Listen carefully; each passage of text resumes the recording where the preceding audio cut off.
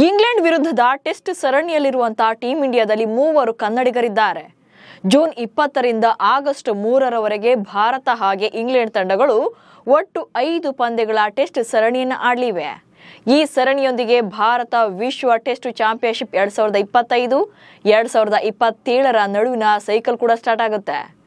ಈ ಸರಣಿ ಭಾರತದ ಪಾಲಿಗೆ ಎಷ್ಟು ಮುಖ್ಯನೋ ಹಾಗೆ ಕನ್ನಡಿಗ ಆಟಗಾರರಿಗೂ ಕೂಡ ಅಷ್ಟೇ ಇಂಪಾರ್ಟೆಂಟ್ ಆಗಲಿದೆ.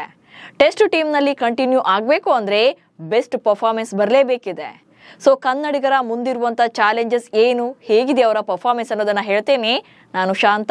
ನೀವು ಸುದ್ದಿಯಾನದ ಸಬ್ಸ್ಕ್ರೈಬರ್ ಆಗೋದಕ್ಕೆ ಮರಿಬೇಡಿ. ಆಂಗ್ಲರ ನಾಡಿನಲ್ಲಿ ಭಾರತ ಟೆಸ್ಟ್ ಮ್ಯಾಚ್ಗಳನ್ನು ಗೆದ್ದು 18 ವರ್ಷಗಳೇ ಕಳೆದಿದೆ. ಇದೀಗ ಶುಭ್ಮನ್ ಗಿಲ್ ನಾಯಕತ್ವದಲ್ಲಿ ಈ ಸೋಲಿನ ಸರಣಿಗೆ ಬ್ರೇಕ್ ಹಾಕಬೇಕಿದೆ. ಇಂಗ್ಲೆಂಡ್ನಲ್ಲಿ ಹೇಳಿ ಕೇಳಿ ಬೌಲರ್ಗಳೇ ಮ್ಯಾಚ್ ವಿನ್ನರ್ಸ್. ವೇಗಿಗಳಿಗೆ ನೆರವಾಗುವಂತ ಪೇಸ್ ಅಂಡ್ ಬೌನ್ಸಿ ಟ್ರ್ಯಾಕ್ನಲ್ಲಿ ಬೌಲರ್ಗಳೇ ಪಾರುಪತ್ಯ ಮೆರೀತಾರೆ. ಪೇಸರ್ಸ್ ಪಾಲಿಗೆ ಇಂಗ್ಲೆಂಡ್ನ ಕಂಡೀಷನ್ಸ್ ಅಂದ್ರೆ ಅದು ಸ್ವರ್ಗನೇ ಸರಿ. ಈ ಬೌಲರ್ಗಳ ಪಾಲಿನ ಸ್ವರ್ಗದಲ್ಲಿ ಹೊಸ ಸವಾಲಿಗೆ ಟೀಂ ಇಂಡಿಯಾ ಸಜ್ಜಾಗಿದೆ. ಹಾಗೆ ಈ ಮೂವರು ಕನ್ನಡಿಗರು ಕೂಡ ಮಿಂಚಲೇಬೇಕಿದೆ. ಈಗಾಗಲೇ ಇಂಡಿಯಾ ಎ ಟೀಮ್ನಲ್ಲಿ ಅಬ್ಬರಿಸಿರುವಂತ KL ರಾಹುಲ್ ಮೇಲೆ ಎಲ್ಲರ ಕಣ್ಣಿದೆ. ಹಾಗೆ ಸೀನಿಯರ್ಸ್ ಇಲ್ಲದಂತ ತಂಡದಲ್ಲಿ KL ರಾಹುಲ್ ರೇ ಹೈಲೈಟ್ ಆಗಲಿದ್ದಾರೆ. ಸೀನಿಯರ್ಸ್ ಇಲ್ಲ, KL ಮೇಲೆ ಜವಾಬ್ದಾರಿ. ಈಗಾಗಲೇ ವಿಶ್ವ ಕ್ರಿಕೆಟ್ನಲ್ಲಿ ಸದ್ದು ಮಾಡಿರುವಂತ KL ರಾಹುಲ್ ಇಂಗ್ಲೆಂಡ್ ಲಯನ್ಸ್ ವಿರುದ್ಧದ ಅನಧಿಕೃತ ಟೆಸ್ಟ್ ಸರಣಿಯಲ್ಲಿ ಅದ್ಭುತ ಪ್ರದರ್ಶನ ನೀಡಿದ್ದಾರೆ. ಮೊದಲ ಇನ್ನಿಂಗ್ಸ್ನಲ್ಲಿ 116 ರನ್ಗಳನ್ನು ಬಾರಿಸಿದ್ರು. ಸೆಕೆಂಡ್ ಇನ್ನಿಂಗ್ಸ್ನಲ್ಲೂ ಕೂಡ ಹಾಫ್ ಸೆಂಚುರಿ ಬಾರಿಸಿದ್ರು. ಇಂಗ್ಲೆಂಡ್ನಲ್ಲಿ KL ರಾಹುಲ್ 18 ಇನ್ನಿಂಗ್ಸ್ಗಳಿಂದ 34.11ರ ಬ್ಯಾಟಿಂಗ್ ಅವರೇಜ್ನಲ್ಲಿ 614 ರನ್ಗಳನ್ನು ಗಳಿಸಿದ್ದಾರೆ. ಸೊ ಇಂಗ್ಲೆಂಡ್ನಲ್ಲಿ ಆಡಿರುವಂಥ ಅನುಭವ ಇದೆ. ಈ ಪೈಕಿ 2 ಶತಕ ಹಾಗೆ 1 ಅರ್ಧ ಶತಕ ಹೊಂದಿರುವಂಥ KL ರಾಹುಲ್ ಇಂಗ್ಲೆಂಡ್ನಲ್ಲಿ ಅತಿ ಹೆಚ್ಚು ರನ್ ಗಳಿಸಿದವರ ಪಟ್ಟಿಯಲ್ಲಿ ವಿರಾಟ್ ಕೊಹ್ಲಿ ಅವರ ನಂತರದ ಸ್ಥಾನದಲ್ಲಿದ್ದಾರೆ. ಇನ್ನು ಪೂಜಾರ ಅಂದರೆ ಚೇತೇಶ್ವರ ಪೂಜಾರ 18 ಇನ್ನಿಂಗ್ಸ್ಗಳಲ್ಲಿ 36.50ಯ ಬ್ಯಾಟಿಂಗ್ ಅವರೇಜ್ನಲ್ಲಿ 584 ರನ್ಗಳನ್ನು ಕಲೆ ಹಾಕಿದ್ದಾರೆ. ಇದರಲ್ಲಿ 1 ಶತಕ ಹಾಗೆ 4 ಅರ್ಧ ಶತಕಗಳು ಸೇರಿವೆ. 8 ವರ್ಷಗಳ ಬಳಿಕ ಟೀಂ ಇಂಡಿಯಾಗೆ ಕರುಣ್ ನಾಯರ್. ಇನ್ನೇನು ಕ್ರಿಕೆಟ್ ಜರ್ನಿ ಮುಗ್ದೇ ಹೋಯಿತು ಅನ್ನುವಾಗ ಕನ್ನಡಿಗ ಕರುಣ್ ನಾಯರ್ಗೆ ಕ್ರಿಕೆಟ್ 2ನೇ ಚಾನ್ಸ್ ಕೊಟ್ಟಿದೆ. ಟೀಂ ಇಂಡಿಯಾದಿಂದ ದೀರ್ಘಕಾಲದಿಂದ ದೂರವಿದ್ದಂಥ ಕರುಣ್ ನಾಯರ್ ದೇಶೀಯ ಕ್ರಿಕೆಟ್ನಲ್ಲಿ ಭರ್ಜರಿ ಪ್ರದರ್ಶನ ನೀಡಿ ಸುಮಾರು 7 ವರ್ಷಗಳ ನಂತರ ರಾಷ್ಟ್ರೀಯ ತಂಡದಲ್ಲಿ ಸ್ಥಾನ ಪಡೆಯುವಲ್ಲಿ ಯಶಸ್ವಿಯಾಗಿದ್ದಾರೆ. ಜೂನ್ 20ರಂದು ಇಂಗ್ಲೆಂಡ್ ವಿರುದ್ಧದ ಪಂದ್ಯದಲ್ಲಿ ಅವರು ಮೈದಾನಕ್ಕಿಳಿದ್ರೆ 8 ವರ್ಷಗಳ ನಂತರ ಭಾರತ ಪರ ಮೊದಲ ಪಂದ್ಯವನ್ನು ಆಡಲಿದ್ದಾರೆ. ಕರುಣ್ ನಾಯರ್ ಕೊನೆಯ ಬಾರಿಗೆ ಭಾರತ ಪರ ಟೆಸ್ಟ್ ಪಂದ್ಯವನ್ನು ಆಡಿದ್ದು 2017ರಲ್ಲಿ. ಇನ್ನು 2018ರಲ್ಲಿ ಇಂಗ್ಲೆಂಡ್ ಪ್ರವಾಸಕ್ಕಾಗಿ ಭಾರತೀಯ ತಂಡದಲ್ಲಿ ಆಯ್ಕೆ ಆಗಿದ್ರೂ ಕೂಡ ಪ್ಲೇಯಿಂಗ್ 11ನಲ್ಲಿ ಆಡುವಂತ ಅವಕಾಶ ಸಿಕ್ಕಿರಲಿಲ್ಲ. ಇದೀಗ ಇಂಗ್ಲೆಂಡ್ ಸರಣಿಗೆ ಸೆಲೆಕ್ಟ್ ಆಗಿದ್ದು ಈಗಾಗಲೇ ಭಾರತ ಎ ತಂಡದ ಪರ ಕಣಕ್ಕಿಳಿದು ಅದ್ಭುತ ಪ್ರದರ್ಶನ ನೀಡಿದ್ದಾರೆ.